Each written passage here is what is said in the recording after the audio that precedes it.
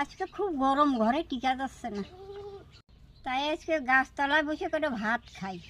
আজকে পাটের শাক রান্না করছি আর সজনের ডাঁটা শস্য দিয়ে রান্না করছি। এখন করে খেয়ে নেই, 1টা বাজে, খিদে পাইছে। সকালে করে আম মুড়ি খাইছি।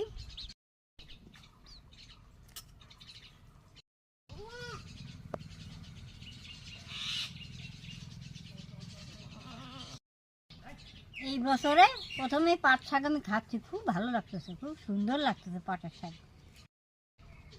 কচি কচি পাটের পাতা তো, বাইরে কি সুন্দর হাওয়া দিচ্ছে।